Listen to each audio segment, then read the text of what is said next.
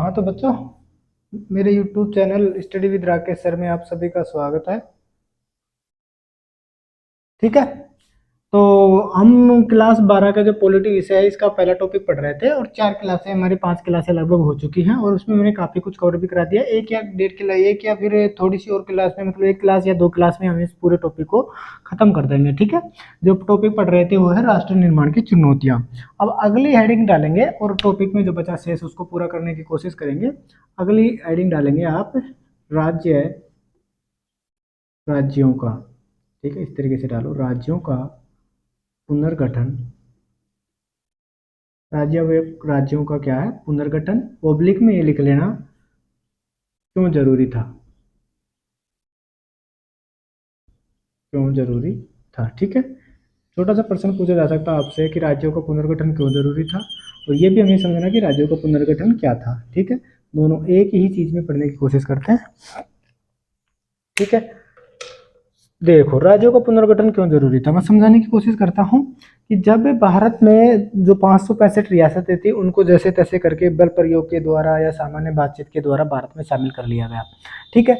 भारत में शामिल करने के बाद अब ये स्थिति बन गई कि जो रियासतें भारत में शामिल हो गई हैं, किस रियासत को कौन से राज्य में शामिल किया जाए और किस तरीके से, कौन सा राज्य कितना बड़ा होगा और किस किस रियासत को किस राज्य में शामिल किया जाए, इस तरीके से बड़ी समस्या पैदा हो गई कि कौन सा राज्य कितना बड़ा होगा और उसकी सीमा किधर से जाएगी, किधर से उस सीमा का निर्धारण होगा और कितने राज्य होंगे, कितने केंद्र शासित प्रदेश होंगे। और एक विकट समस्या बन गई। हालांकि सब रियासतों को भारत में शामिल कर लिया गया और इसके साथ ही क्या हुआ कि बहुत सारे राज्यों में भाषा के आधार पर, अन्य और संस्कृति के आधार पर, इसके आधार पर नए राज्यों की मांग उठने लगी। अलग अलग राज्यों में, जैसे मद्रास में अपने तेलुगु भाषा के आधार पर सबसे पहले मांग उठी कि हमें तेलुगु भाषा के आधार पर हमें अपना तेलुगु भाषियों लोगों का अलग राज्य बना दो। इस तरीके से भारत के सामने विकट परिस्थिति पैदा हो गई। इस कारण राज्यों का फिर क्या किया, भारत सरकार ने राज्यों का पुनर्गठन करना पड़ा। ठीक है। और ये पुनर्गठन में कैसे, किस तरीके से हुआ और क्या क्या चीजें हुई, किस तरीके से पुनर्गठन हुआ, सारी चीजें समझने की कोशिश करेंगे। ठीक है। तो राज्यों का पुनर्गठन का मतलब है कि जो राज्य उस समय थे और बाद में जब 565 रियासतों को शामिल कर लिया गया तो कितने राज्य बनाए जाने चाहिए, कितनी रियासतें बनाई जाने, उस केंद्र शासित प्रदेश बनाया जाना चाहिए, इसका निर्धारण करने के लिए राज्यों का पुनर्गठन हुआ और राज्यों की सीमाओं का भी निर्धारण हुआ। किस तरीके से क्या क्या प्रक्रियाएं हुई, पॉइंटों को माध्यम से समझने की कोशिश करेंगे। ठीक है। तो पहला पॉइंट आप लिखोगे, रियासतों रियासतों के रियासतों के विलय के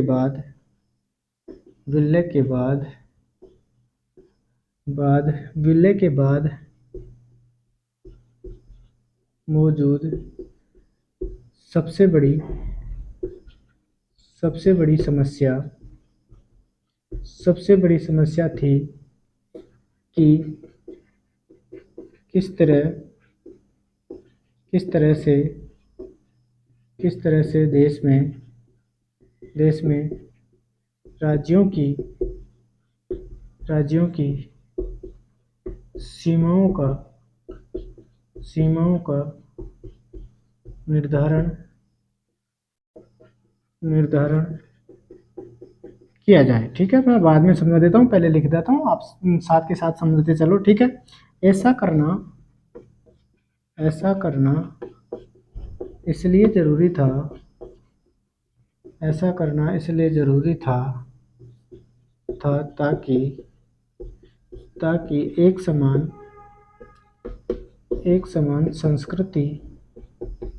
संस्कृति तथा भाषा वाले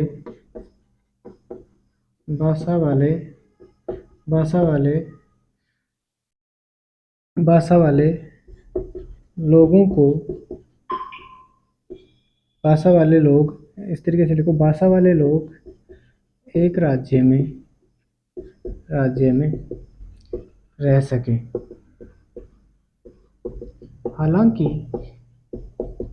हालांकि ब्रिटिश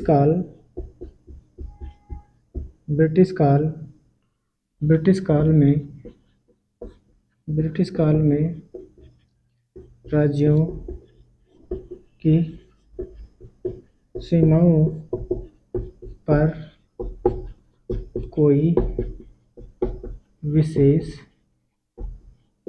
ध्यान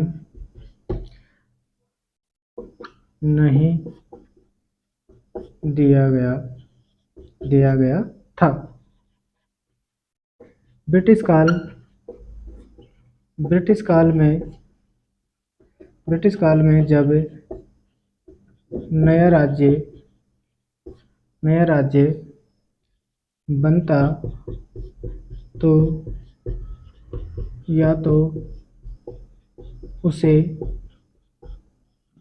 नया राज्य का दर्जा अथवा किसी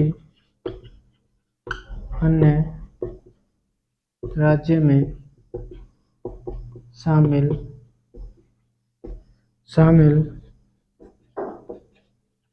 कर दिया। ठीक है, इस तरीके से मुख्य रूप से 3 पॉइंट लिखे हैं मैंने, मैं समझाने की कोशिश करता हूँ कि जब रियासतों का विलय हो गया भारत में किसी भी तरीके से, जब सरदार वल्लभ भाई पटेल की सूझबूझ और भारत सरकार की कूटनीति से 565 रियासतों को शामिल कर लिया गया भारत में और एक अखंड भारत निर्माण का, एक बहुत बड़ा भारत का निर्माण हो गया। लेकिन उस दौरान सबसे बड़ी समस्या यह थी कि जो जितनी भी जो रियासतें हैं उनको शामिल कर लिया गया, किस तरीके से राज्यों की सीमाओं का निर्धारण हो। ठीक है कि नहीं। विलय के बाद सबसे बड़ी यह समस्या थी कि किस तरीके से देश में राज्यों की सीमाओं का निर्धारण हो। ठीक है कि नहीं। ऐसा करना इसलिए जरूरी था ताकि एक समान संस्कृति तथा एक समान भाषा को बोलने वाले लोग एक ही राज्य में रह सके। ये सीमा का निर्धारण इसलिए जरूरी था कि एक संस्कृति को फॉलो करने वाले राज्यों का एक राज्य बना दिया जाए तो अच्छे तरीके से रह पाएंगे। ठीक है कि नहीं, आपस में मिलजुल कर रह पाएंगे। एक भाषा को बोलने वाले लोगों का एक अलग राज्य बना दिया जाए तो वो आसानी से एक अपने राज्य में मिलजुल कर रहना पसंद करेंगे, एक राज्य में रह सके। ठीक है। हालांकि ब्रिटिश काल में राज्यों की सीमाओं के निर्धारण में कोई विशेष ध्यान नहीं दिया। ब्रिटिश काल ने ब्रिटिश ने यानी अंग्रेजों ने कोई ध्यान नहीं दिया, अंग्रेजों को कोई मतलब नहीं था। ठीक है कि नहीं। अंग्रेजों को अपने जो लाभ चाहिए था वो लाभ कम ले रहे थे, उनको क्या मतलब है। तो ब्रिटिश काल में जब नया राज्य बनता तो या तो कोई ब्रिटिश काल में अगर कोई राज्य नया बन भी जाता तो उस राज्य को ही नया राज्य बना देते या फिर उस राज्य को किसी दूसरे राज्य में शामिल कर देते, बात खत्म। ठीक है कि नहीं, ज्यादा टेंशन लेते नहीं थे अंग्रेज। ठीक है कि नहीं। तो ये 3 बातें इस तरीके से हैं राज्यों के पुनर्गठन से संबंधित। अब आगे पढ़ने की कोशिश करते हैं। बोर्ड भर के मैं डिलीट कर देता हूँ। ठीक है।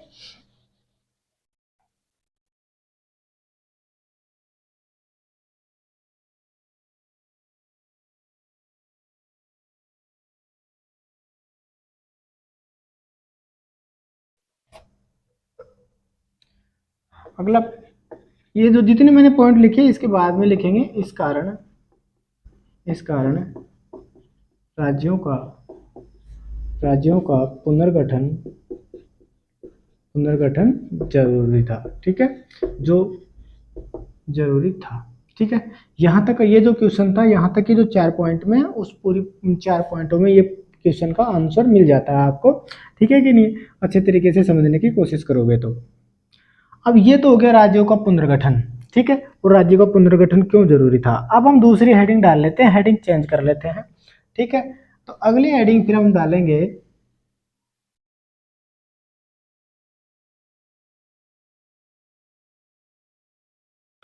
अगली हेडिंग डालो राज्यों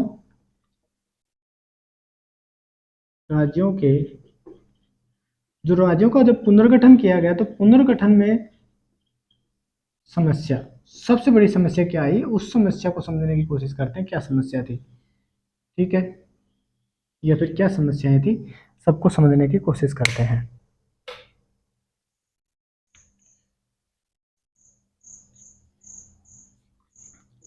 भारत, पहला पॉइंट लिखेंगे, भारत के नेताओं को यह डर था कि अगर भाषा के आधार पर राज्य बनाए गए तो इससे अव्यवस्था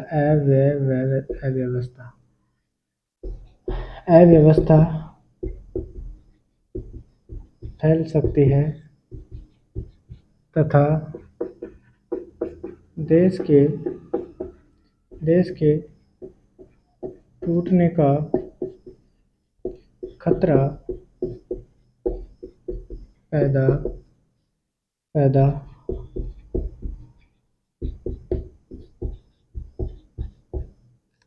हो सकता है। इसी के साथ ऐसा करने से सरकार का ध्यान भी मुख्य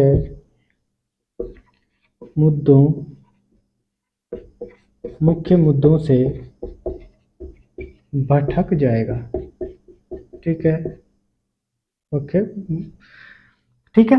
तो भारत के नेताओं को यह डर था कि अगर भाषा के आधार पर अगर हम राज्यों का पुनर्गठन करते हैं, राज्य बनाते हैं, तो इससे अव्यवस्था फैल सकती है। अलग अलग भाषा के, भारत में एक भाषा थोड़ी बोली जाती है, भारत में बहुत सारी भाषाएं बोली जाती हैं। तो अलग अलग भाषाई लोग अलग अलग राज्यों की मांग करेंगे और इस तरीके से सब आंदोलन करने लग जाएंगे, और आंदोलन करने लग जाएंगे तो इस अव्यवस्था फैल जाएगी पूरे देश में, और अव्यवस्था फैल जाएगी तो लोग अपनी भाषा के आधार पर मांग करके इस देश से अलग वो भी डिमांड कर सकते हैं, और अव्यवस्था फैलने से इस देश का क्या होगा, टूटने का खतरा भी पैदा हो सकता है। ठीक है, इसके साथ ही ऐसा करने से सरकार का जो मुख्य ध्यान था भारत देश का जो राष्ट्र के निर्माण करना, वो मुख्य मुद्दों से तो भटक जाएगा सरकार का ध्यान। ठीक है, अगला पॉइंट लिखेंगे, देश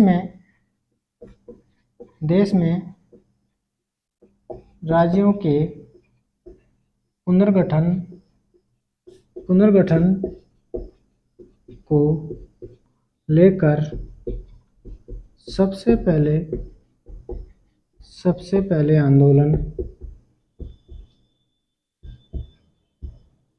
सबसे पहले आंदोलन दक्षिण भारत में प्रारंभ हुए तथा इसके बाद पूरे भारत में होने लगे। ठीक है, तो सबसे पहले राज्यों के पुनर्गठन को लेकर जो आंदोलन हुए सबसे पहले दक्षिण भारत में हुए, उसके बाद फिर पूरे देश में फैल गए। ठीक है, सबसे पहले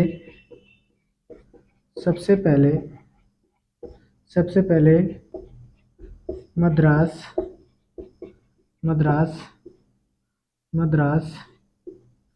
राज्य के तेलुगुभाषी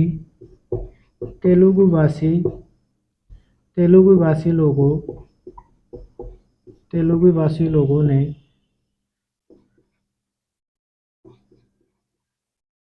तेलुगु भाषा के आधार पर नए राज्य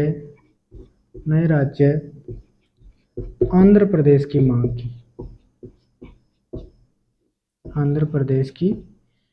मांग की। इस आंदोलन का नेतृत्व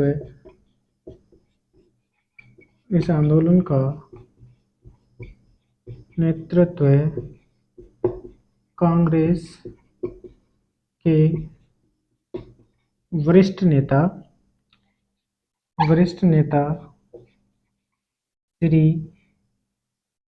कांग्रेस के वरिष्ठ नेता क्या नाम था उनका?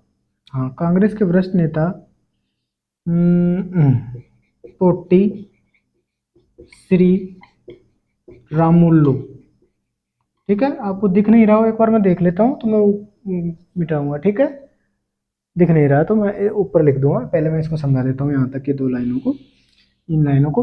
तो इस तो भारत का मतलब ध्यान मुख्य मुद्दे से भटक जाएगा, यहाँ तक तो मैंने समझा दिया था। तो देश में राज्यों के पुनर्गठन को लेकर सबसे पहले आंदोलन दक्षिण भारत में हुए, और फिर दक्षिण भारत में होते होते पूरे भारत में फैल गए, उत्तर भारत में भी आ गए। सबसे पहले मद्रास राज्य के निवासी थे, उनमें जो तेलुगु भाषा बोलने वाले लोग थे, उन लोगों ने ये कहा कि हमें मद्रास राज्य से तेलुगु भाषा बोलने वाले लोगों को लेकर एक अलग राज्य बना दो, जिसका नाम आंध्र प्रदेश रख दो।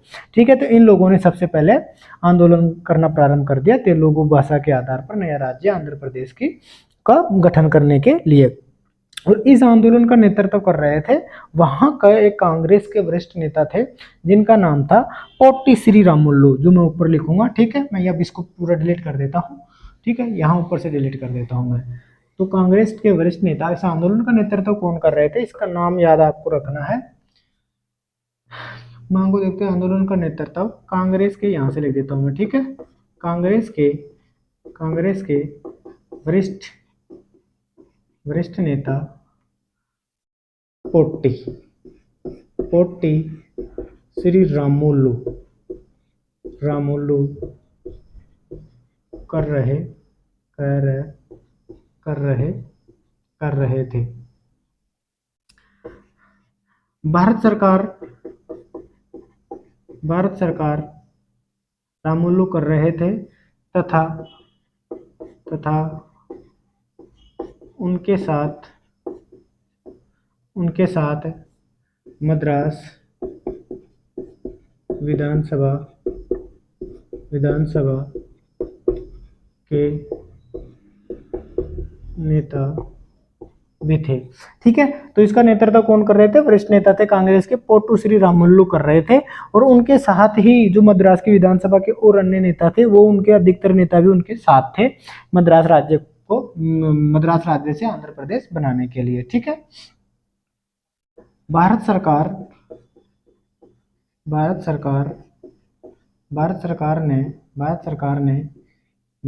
ने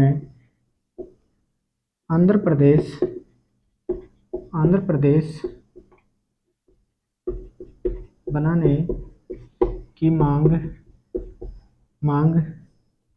नहीं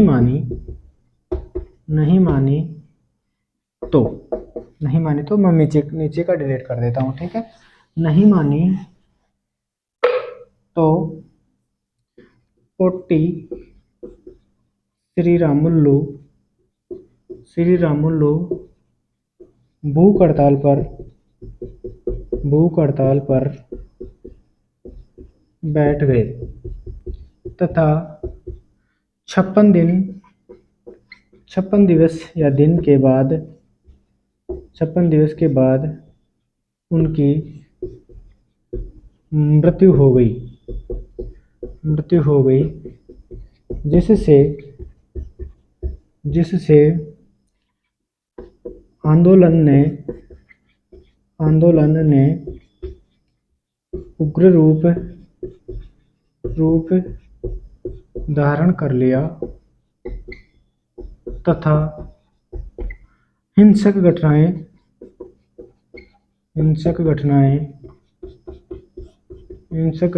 भी, ठीक है, हिंसक घटनाएं भी होने लगी। मैं पेन चेंज कर देता हूँ, हिंसक घटनाएं भी होने लगी। ठीक है, तो भारत सरकार के भारत सरकार ने आंध्र प्रदेश बनाने की मांग को नहीं मानी, भारत सरकार मान नहीं रही थी इस मांग को। तो जो इस आंदोलन का नेतृत्व करता पोट्टी श्री रामुलु थे, वो भूख हड़ताल पर बैठ गए कि आंध्र प्रदेश बनाओ ही बनाओ। ठीक है, तो भूख हड़ताल पर बैठ गए, तो 56 दिन तक वो भूख हड़ताल पर बैठे रहे। 56 दिन के बाद उनकी मृत्यु हो गई, जैसे ही उनकी मृत्यु हुई तो फिर आंदोलन ने उग्र रूप धारण कर लिया और हिंसक घटनाएं होने लगी, लोग काट मार तक करने लगे। ठीक है कि नहीं। इसके बाद सब पेन चल रहा है ये वाला, ठीक है। हाँ, इसके बाद इसके कारण भारत सरकार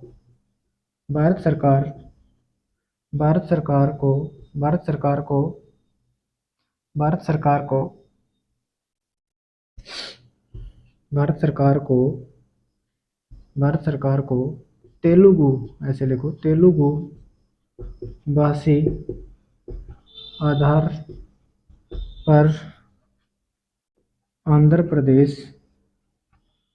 प्रदेश बनाने की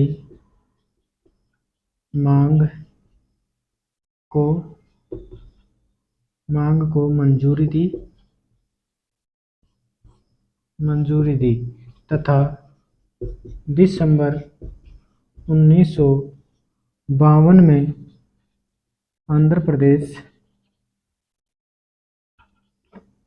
आंध्र प्रदेश नया राज्य बन गया। ठीक है, ये कहानी है आंध्र प्रदेश की।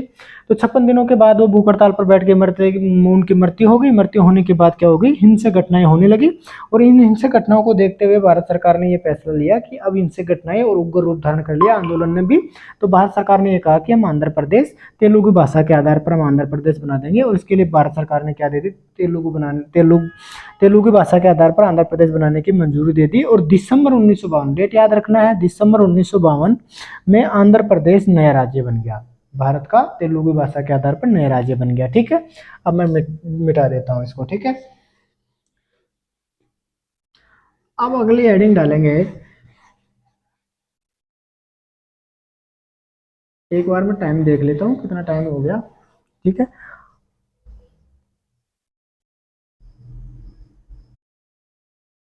अगली हेडिंग डाल लेंगे, 1 मिनट।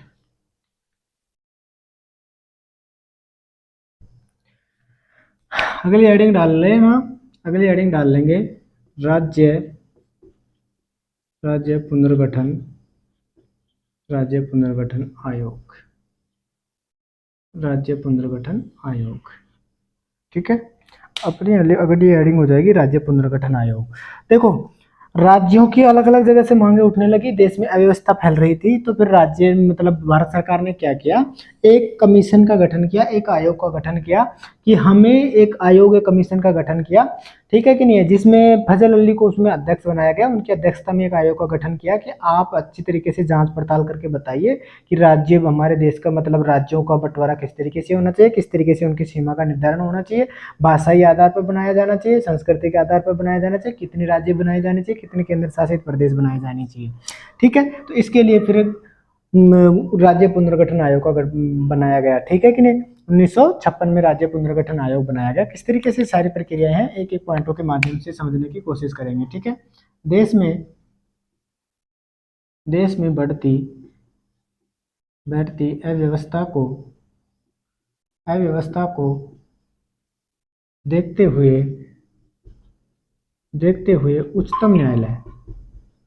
उच्चतम न्यायालय का मतलब सुप्रीम कोर्ट, कोष्टक में लिख देता हूँ, सुप्रीम कोर्ट के एक भूतपूर्व न्यायाधीश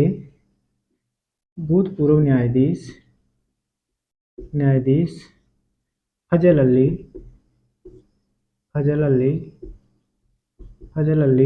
की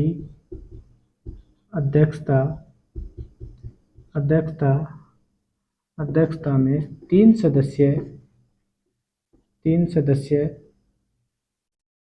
सदस्यीय राज्य पुनर्गठन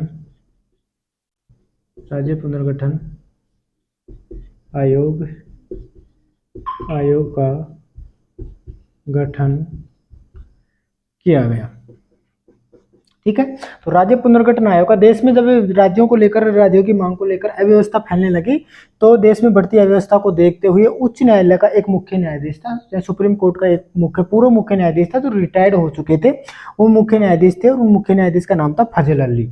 उनको अध्यक्ष बनाया गया और उनके साथ ही 2 सदस्य और दिए गए उनको। इस तरीके से 3 सदस्यीय एक राज्य पुनर्गठन आयोग का गठन किया गया कि आप ये जांच पड़ताल करके बताइए कि राज्यों का पुनर्गठन किया जाए तो किस तरीके से किया जाए, कितने राज्य बनाए जाए, कितने केंद्र शासित प्रदेश बनाए जाए, और सीमाओं का निर्धारण किस तरीके से किया जाए। ठीक है ना, इन सब बातों को लेकर ये राज्य पुनर्गठन आयोग का गठन किया गया। ठीक है, इसके लिखते हैं हम राज्य पुनर्गठन आयोग के कार्य क्या थे। तो कार्य लिख लेते हैं एक मोटा। तो कार्य इसके देखोगे तो कार्य क्या था, राज्य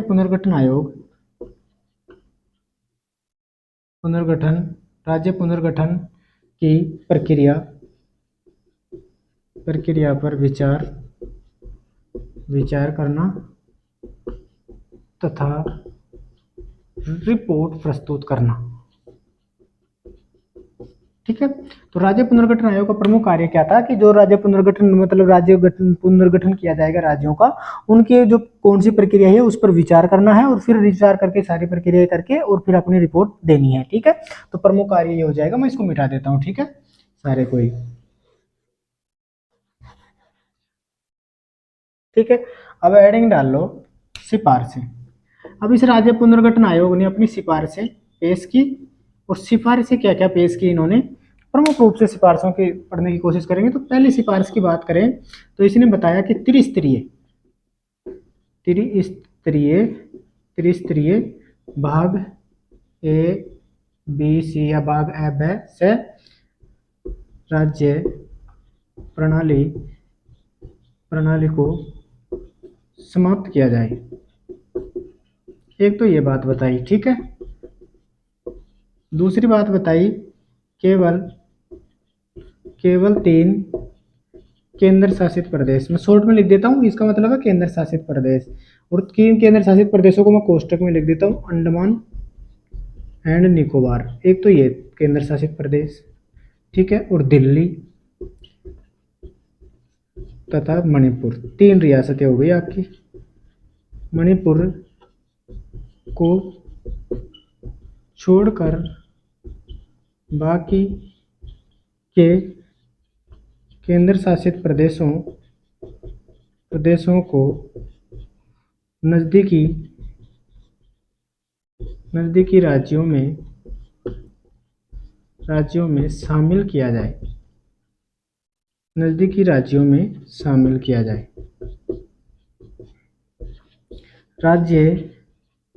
राज्यों के पुनर्गठन का मुख्य आधार वहाँ बोली जाने वाली भाषा को बनाया जाए।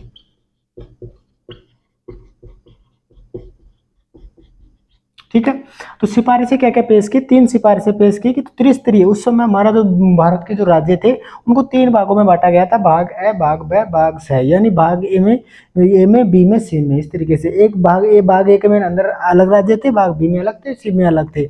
तो इन राज्य की जो प्रणाली इस तरीके से भागों में बांटा गया, इस राज्य प्रणाली को समाप्त कर दिया जाए, ये सिफारिशें दी राज्य पुनर्गठन आयोग ने। केवल 3 केंद्र शासित प्रदेशों को, इसको रखा जाए और दिल्ली को भी रखा जाए, मणिपुर को रखा जाए, और इसके अलावा जो भी केंद्र शासित प्रदेश हैं उन केंद्र शासित प्रदेशों को जो उसके नजदीकी राज्य है उसमें शामिल कर दिया जाए। ठीक है, नजदीकी राज्य में शामिल कर दिया जाए। दूसरी सिफारिश ये थी। और तीसरी सिफारिश ये थी कि अगर राज्यों का पुनर्गठन होता है तो वहाँ का आधार क्या होना चाहिए, वहाँ का आधार होना चाहिए बोली जाने वाली भाषा।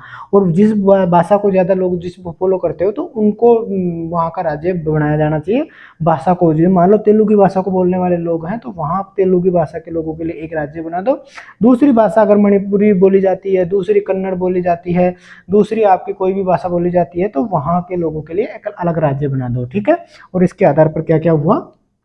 अब ये तो हो गई इसकी प्रमुख रूप से 3 सिफारिशें हैं जो आपको याद रखनी है। ठीक है, अब इस सिफारिश इसका परिणाम क्या हुआ, परिणाम भी पढ़ लेते हैं मुख्य रूप से।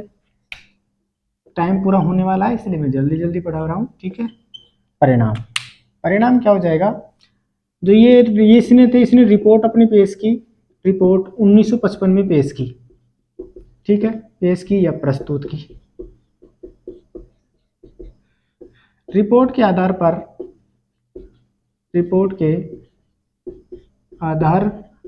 आधार पर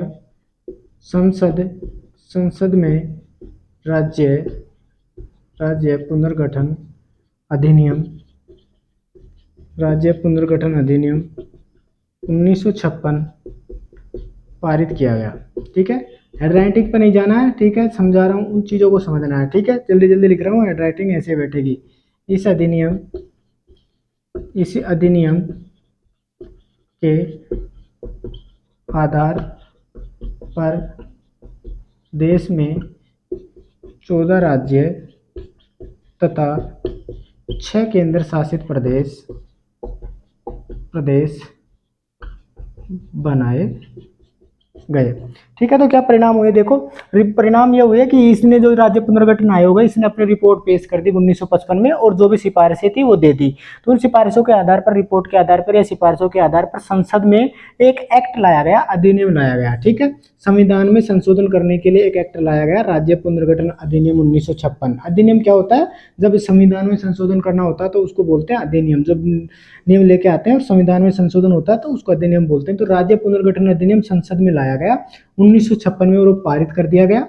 और उस आधार पर भारत में कितने राज्य बनाए गए, 14 तो राज्य बनाए गए और 6 केंद्र शासित प्रदेश बना दिए गए इस राज्य पुनर्गठन